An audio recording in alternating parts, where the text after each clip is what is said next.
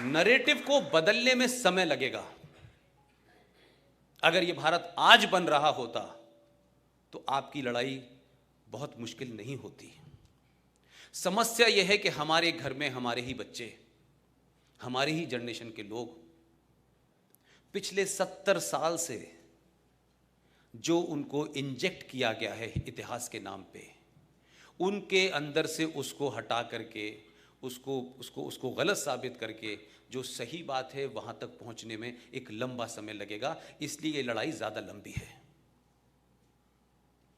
इसलिए गांधी जी का नाम लेते ही कुछ लोग चिल्लाने लगते हैं। इसलिए जैसे ही वीर सावरकर का नाम आता है वो गद्दार था। आपने खुद ही नैरेटिव गढ़ दिया है कि वीर सावरकर ने गद्दारी की और चिट्ठी लिखी। लेकिन वही लोग देश के ये नहीं बताते कि 1980 में मैडम इंदिरा गांधी ने जो सावरकर के परिवार को चिट्ठी लिखी है, वो एक किताब है, उसमें पब्लिश हुई है। उसमें उन्होंने कहा है कि सावरकर भारत की धरती का वो सपूत है जिसने भारत की आजादी में बहुत बड़ा रोल प्ले किया है। उसके वारिस कह रहे हैं, उसके परिवार के लोग कह रहे हैं, और उसकी पार्टी ये कह रही है कि सावरकर ने तो माफी मांगी थी। अब एक नैरेटिव बन गया है तो उस नैरेटिव को हटाने में समय लग रहा है। ऐसे ही सुभाष बाबू के बारे में 6 महीने पहले हमको एक आखिरी कामयाबी, क्योंकि वो प्रोजेक्ट अब हमारा बंद हो गया, इसी प्रधानमंत्री ने, मैं आपको इसलिए घटना बता रहा हूं कि जब प्रधानमंत्री इस बात को रियलाइज कर सकता है, इतने बड़े पद पे बैठने के बाद, वो जो बात कह रहा है उसको समझिए।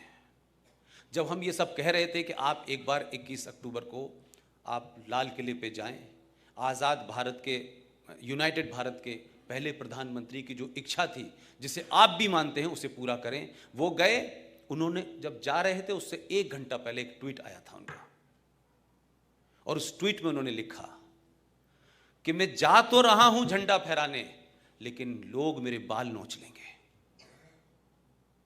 उनको अंदाजा था कि वो फोर्सेस जिन्होंने इन ताकतों को समाप्त किया है, वो व्यवस्था में इतने नीचे तक बैठी हुई है कि आसान काम नहीं है उनसे लड़ना। इसलिए आपने सत्ता तो बदल दी है, व्यवस्था नहीं बदली है अभी। और व्यवस्था नहीं बदली है इसलिए आपको लगता है सडनली किसी इंस्टीट्यूशन से कोई खड़ा हो जाता है। आजकल एक इंस्टीट्यूशन बड़े चर्चा में है, उसके मुखिया के कंधे पे किसी लड़की ने हाथ रख दिया, या उन्होंने उस लड़की के कंधे पे हाथ रख दिया। जब इस पे चर्चा हुई तो उन्होंने ये कहा कि ये भारतीय कानून और अदालतों के ऊपर हमला है। जब मीटू हो रहा था तब तो वो सबसे पूछ रहे थे, आप भी आइए, आप भी जवाब दीजिए, आपको कैसे किया, आपने तो कैसे किया। अब वो यू2 हो गया तो कह रहे नहीं, ये तो जुडिशरी के ऊपर हमला है। उनका हमला राष्ट्रीय हमला, और हमारा हमला कुछ नहीं।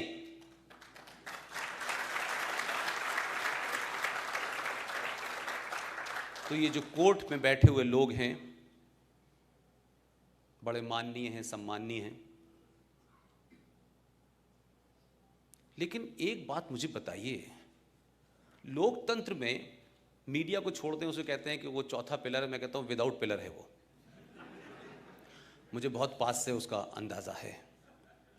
लेकिन ये जो 3 पिलर हैं जिसको लेकर के बड़ी चर्चा होती है, इसमें सिर्फ एक ही पिलर है जो सबसे सवाल पूछ सकता है। ब्यूरोक्रेट से भी पूछ सकता है, उस नेता से भी पूछ सकता है जो 15-20 लाख लोगों के बीच में से जीत के आता है। आसान काम नहीं है, और हर 5 साल बाद उसको जाना पड़ता है। लेकिन ये एक इंस्टीट्यूशन है कि जज साहब अपने जाने से पहले दूसरा सुप्रीम कोर्ट का चीफ जस्टिस तय कर जाते हैं। अब ये आएंगे, हम इनको रखेंगे। ये पहला इंस्टीट्यूशन है जो आंसरेबल ही नहीं है। इससे सवाल पूछेंगे तो कंटेम्प्ट ऑफ कोर्ट हो जाएगा। इनसे सवाल कौन पूछेगा भाई?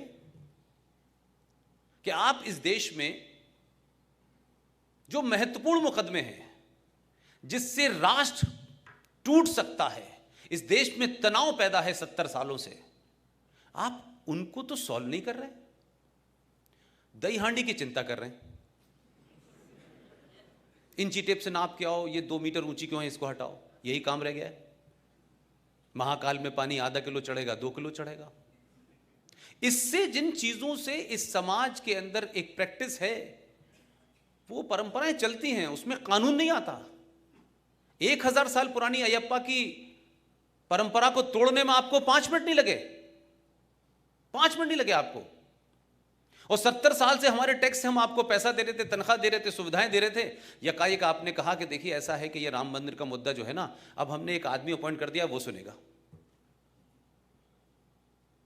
तो ये मुद्दे देश के लिए क्यों इंपॉर्टेंट नहीं है? इसलिए मैं कह रहा हूं कि जिन्हें हम जाने अनजाने में जिन चीजों को अवॉइड कर रहे हैं, ये भी इंटरनल सिक्योरिटी के लिए खतरा है। क्योंकि सुप्रीम कोर्ट कानून की किताब पढ़ते पढ़ते कब वो डिफेंस एक्सपर्ट हो जाते हैं इसका पता नहीं चलता है, यकायक हो जाते हैं। और उसकी मैं एक लाइन में आपको बताऊं, ये मैं कई जगह बार बार रिपीट कर रहा हूं कि मुझे अपने समाज को ये समझाने में कि मैं जो कहना चाह रहा हूं वो बहुत छोटी छोटी घटनाएं हैं जिसे हम अवॉइड कर रहे हैं, और जिसके चलते इस देश में, ये देश में अगले 10 साल के अंदर सिविल वॉर की तरफ ये देश बढ़ रहा है। इसको कोई माने या न माने, जमीनी स्थिति बहुत खराब है। क्योंकि जैसे ही आप अपने पास्ट के बारे में सोचने लगते हैं, अपने ग्लोरियस पीरियड के बारे में सोचने लगते हैं, तब आपको लगता है कि हमारे साथ 70 साल से धोखा हुआ है। और उसी धोखे में आदमी अनार्किस्ट हो जाता है। He lost his mental balance, और फिर वो उसको क्या करेगा पता नहीं होता। और शायद इसी धोखे का शिकार नाथूराम गॉडसे भी हो गया था। किसी ने नहीं सोचा था कि ऐसा हो जाएगा, सिर्फ इतना ही भर उसका क्राइम था, उसको सजा मिली। लेकिन उस एक लेडी ने, जो हिंदू आतंकवाद का पोस्टर थी, उसने ये कहा कि नाथूराम गॉडसे देशभक्त था।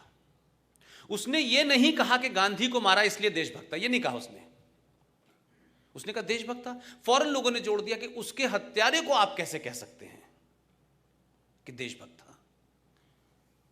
उसी पार्टी के एक नेता ने, दूरदर्शन उस जमाने था, ऊपर शरीर पे जनेऊ डाल करके वो इटली से जहाज उड़ाते हुए आए थे इस देश में, और उन्होंने 3500 जो भारत सरकार का रिकॉर्ड है दिल्ली में, एक तरफा मैसेकर किया सिखों का। उनका कोई कसूर नहीं था।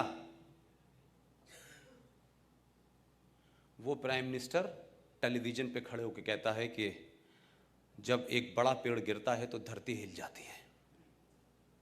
कोई हिंदुस्तान में लिबरल नहीं गया अमेरिका के इस आदमी को वीजा मत दो, उसने 3500 लोगों का कातिल है ये। कोई इस पे कैंपेन नहीं चली। लेकिन इसी हिंदुस्तान में 2002 में गुजरात के दंगों में 1140 लोग मारे गए, जिसमें 350 लोग पुलिस की गोली से मारे गए। लेकिन क्योंकि मरने वालों का धर्म बदल गया था, इसलिए लोग यूएनओ पहुंच गए। इसलिए इस प्रधानमंत्री के खिलाफ जितना भी पूरे देश में दुष्प्रचार हो सकता था, सबने किया। हमारे यहां के लिबरल्स ने भी किया। तो अगर नाथूराम गॉडसे ने किसी की हत्या की तो ना वो भागा, ना उसने ये कहा कि मैंने कोई गलत काम किया। उसकी निगाह में उसको ठीक लगा, देश की निगाह में ये गलत काम किया, उसकी सजा उसको हुई। तो सजा में भी उसने अपने बचाव में कुछ नहीं किया, कोई झूठ नहीं। इतनी ईमानदारी तो थी। इसका तो उसको कम से कम मैसेज दे सकते हैं। मैं फिर बार बार कह रहा हूं, इतना ज्यादा अपोलोजिस्टिक होने की जरूरत नहीं है कि हम किसी मर्डरर के सपोर्ट पे खड़े हुए हैं। लेकिन उसने अपनी उस ईमानदारी का परिचय वैसे ही दिया जैसे लंदन के प्रीवी हॉल के अंदर ऊधम सिंह ने एक डायर को जाके मारा। उसने भी अपनी पिस्तौल दी and he said I did my job, I have no regret. फांसी हुई, जेल पे चढ़ गया। अरे भाई, उसके इस कृत्य में भी उसकी ईमानदारी थी भाई। लेकिन जो लोग ईमानदारी का ठेका और हाई मॉरल ग्राउंड लेके, वो तो बताएं कि 3,500 सिखों के कत्ल के लिए किसको सजा दिलनी चाहिए। एक सज्जन कुमार को और एक दिलीप वो टाइटलर को देकर के आप बचना चाहेंगे, उनको भी सजा नहीं दी आपने। असली जड़ कौन था, कहां प्लानिंग हुई थी, उसका कोई जवाब नहीं है। वो लोग हाई मॉरल ग्राउंड ले रहे हैं इस देश के अंदर। तो पॉलिटिकल पार्टीज, हमारे यहां की पॉलिटिक्स जो है वो इस देश के आंतरिक सुरक्षा के लिए खतरा है।